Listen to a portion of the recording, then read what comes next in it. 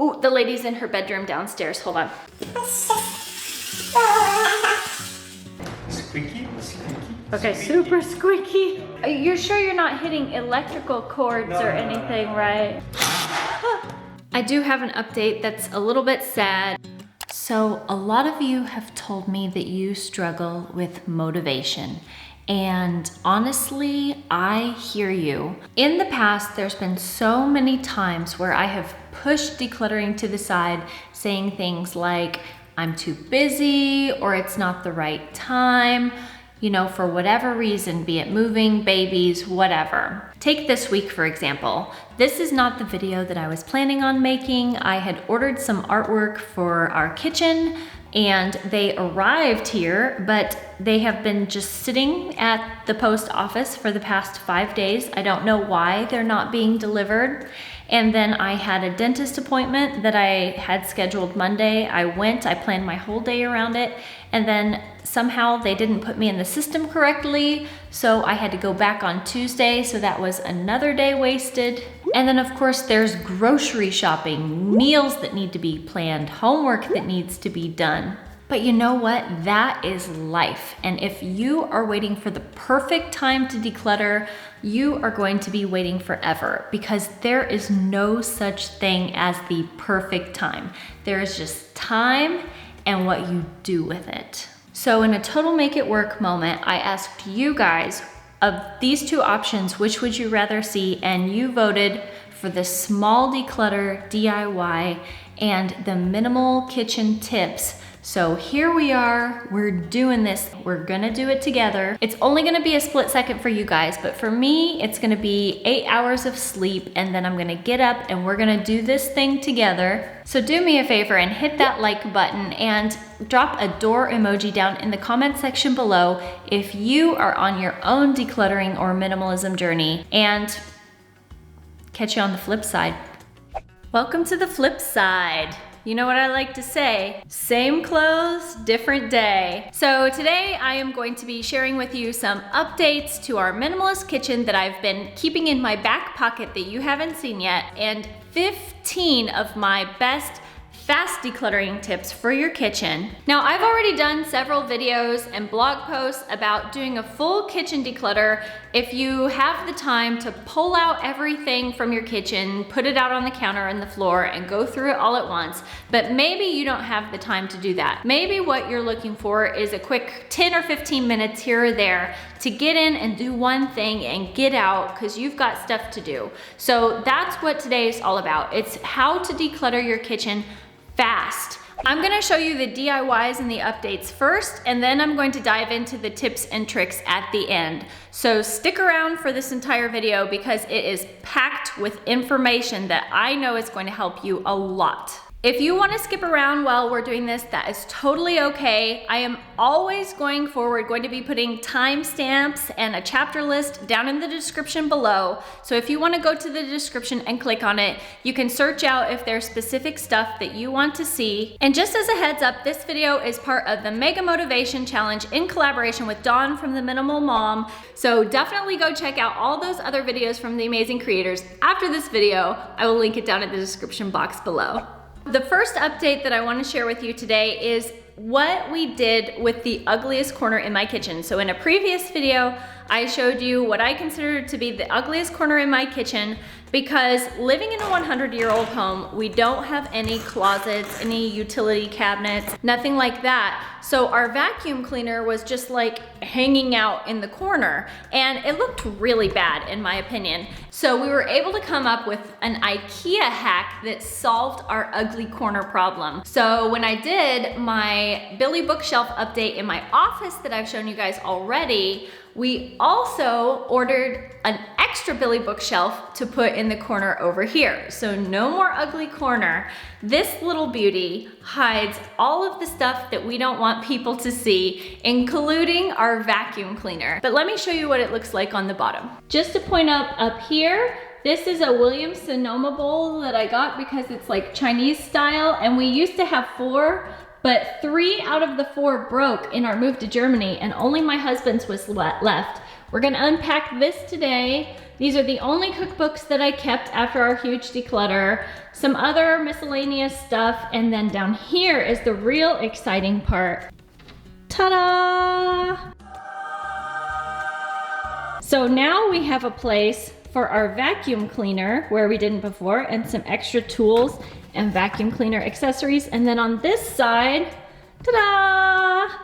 Our giant bag of rice. We eat a lot of rice and we buy huge bags, and we didn't have any place to put it. My husband took extra spare parts from our Billy bookshelf, and he managed to make a divider so that it's not, you know, touching the vacuum cleaner. And he also used spare hardware to make this piece. Isn't this amazing? So bravo to my husband. He has revealed levels of handiness that I didn't know were possible. So if you are someone that also struggles with having enough space in your kitchen or wherever to store things, I think that this DIY IKEA Billy bookshelf utility cabinet is a great way to create extra space no matter where you are. This small tea set also has sentimental value. It was a gift from a Taiwanese friend back in Indiana, and we don't use it for tea. Instead, what we use it for is to hold soy sauce when we eat sushi or kimbap, and we use it to put the soy sauce in for dipping. So that's what I'm putting in here. Ooh, this is a nice box. I'm gonna keep this for some storage somewhere else. See where I can put this to use. My husband was extremely bothered by my last minimalist kitchen tour and had to fix the floor right away. Oh my gosh. Do you hear that floor? That's what comes with owning a 100-year-old home. Oh my goodness. Okay, squeaky. Okay, super squeaky. All right. Now let's see. Okay. Okay. Here we go. Right. Do it. Good. You're sure you're not hitting electrical cords or anything, right? The cord is all in this one, so there's nothing there.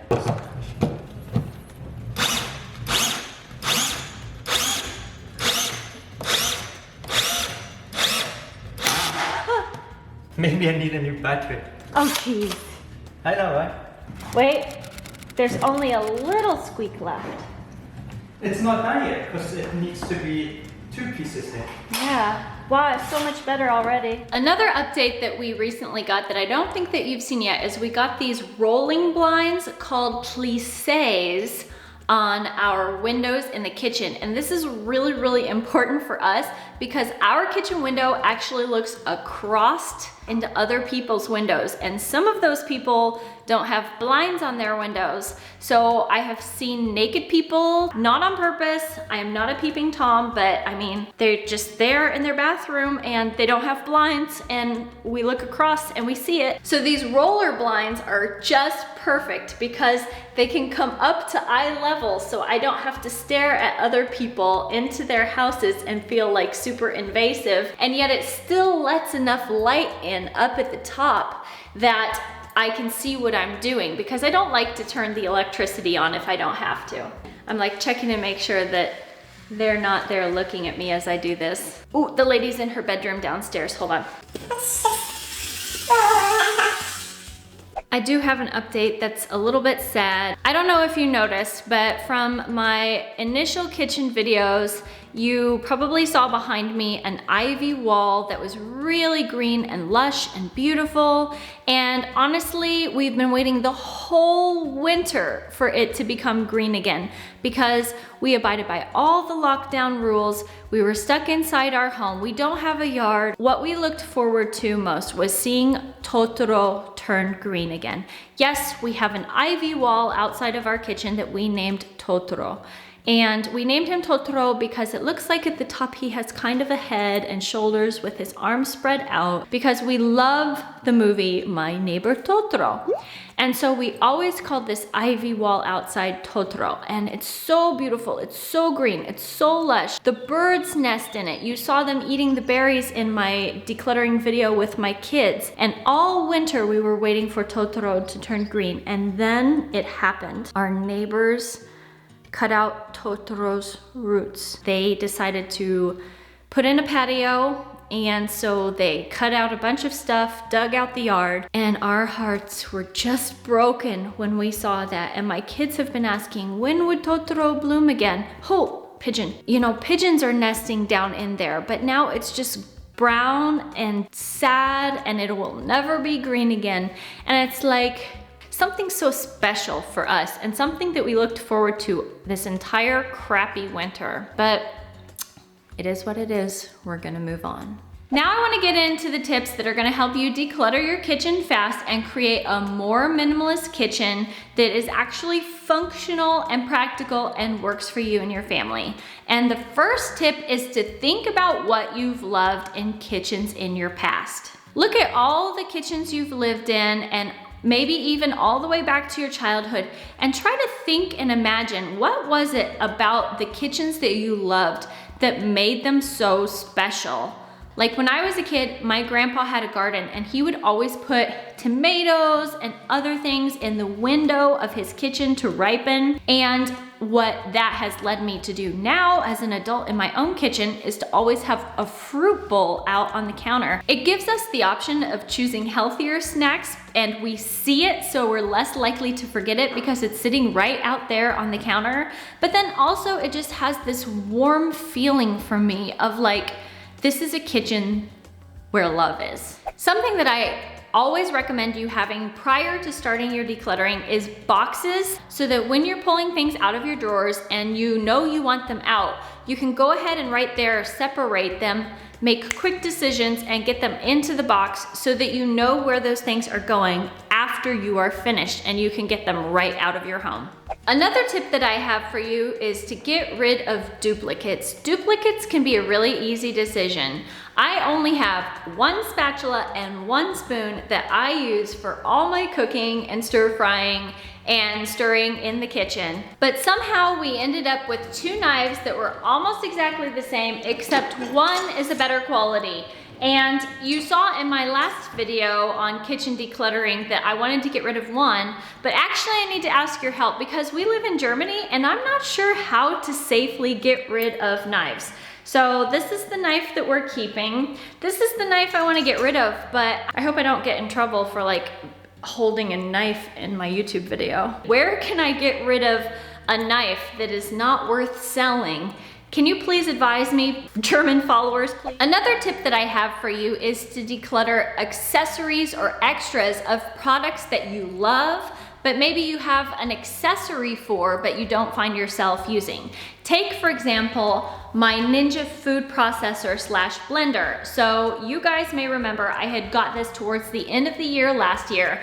I love the food processor part. I love the blender part. I use it at least 3 or 4 times a week, but I thought that I would be using the individual smoothie to make smoothies for myself because I was trying to be healthier in the new year. And what I've found with these accessories is that because we have been on lockdown and there's never a time when I'm by myself at home making breakfast for myself, I just haven't had the chance to use these. So because right now is a little bit of a weird time, I am going to hang on to them until hopefully things normalize and see if I actually use these individual smoothie cups and blending cups.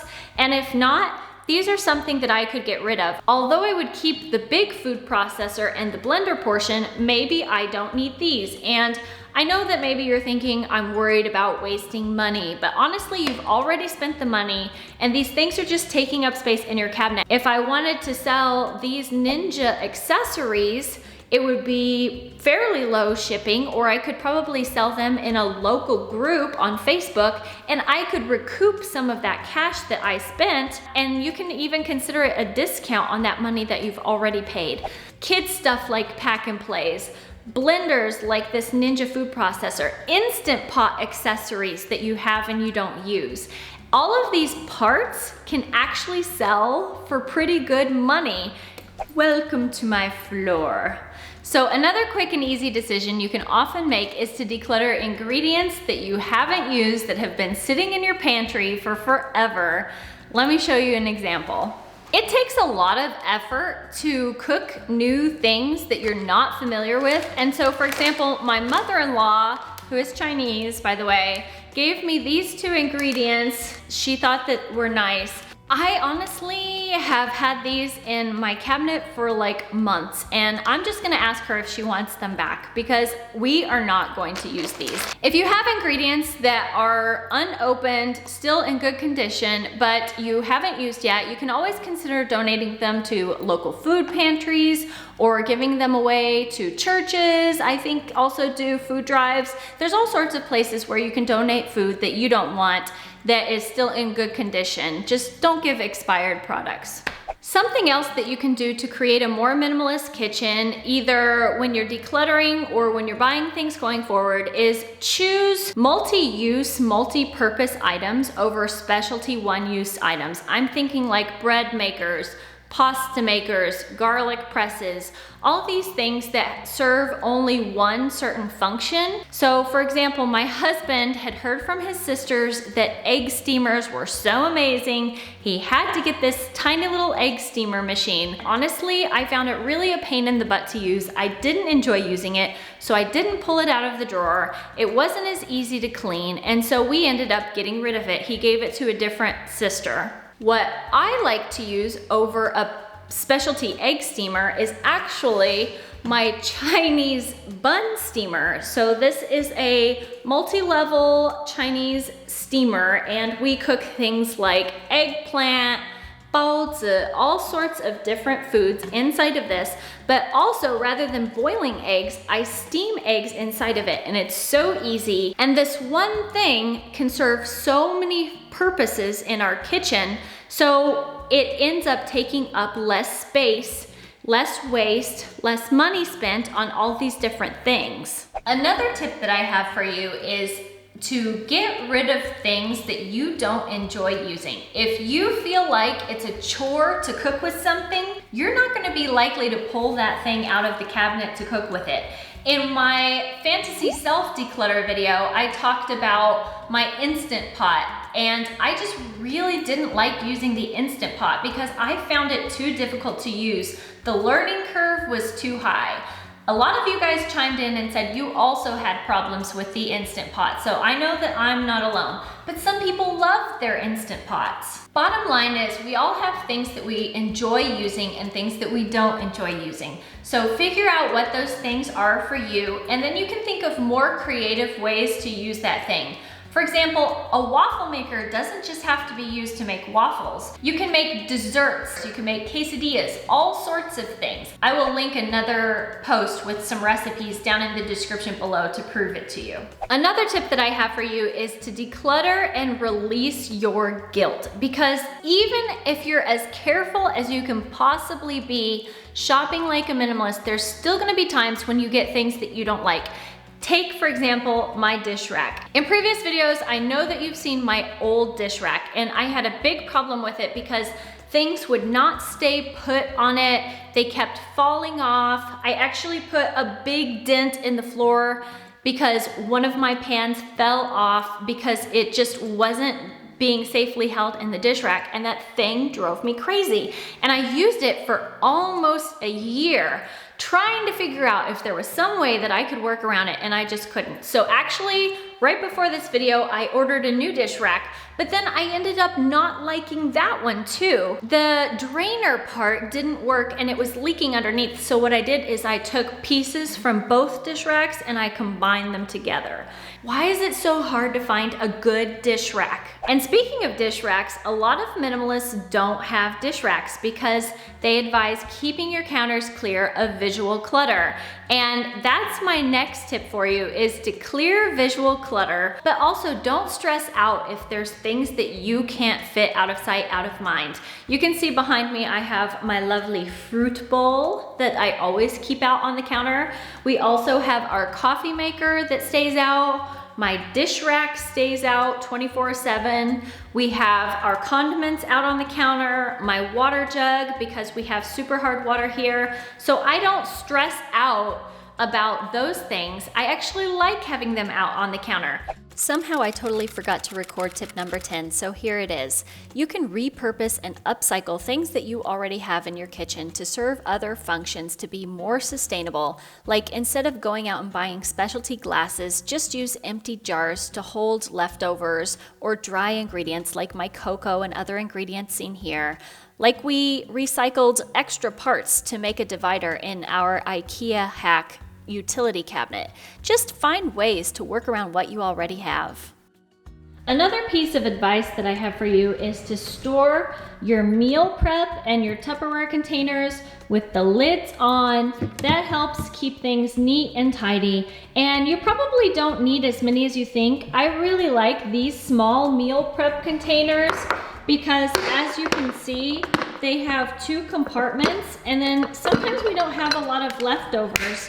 But when we have small amounts of leftovers, I can put like kimchi on this side, leftover salmon on this side, and it helps me take up less space in the refrigerator, and I'm more likely to see leftovers so that they get used and eaten. Another tip that I have for you is to use drawer dividers. If you have deep drawers or, long drawers, these were actually repurposed in another video I showed you. They didn't fit in my wardrobe, so I repurposed them for our kitchen drawers, and they've worked out fabulously. And drawer dividers can help you create more delineation in your drawers so that things stay organized. This next tip is for those of you who have small kitchens. Now, no one, I think, would call my current kitchen small, but I did have small kitchens in the past. And what I did inside those small kitchens is utilized vertical space to create more storage space in my very, very limited cabinet space. There's these little shelving units that you can put inside your cabinets that help create 2 levels. That's what I did in our New Jersey kitchen. There's all sorts of different options that can help you utilize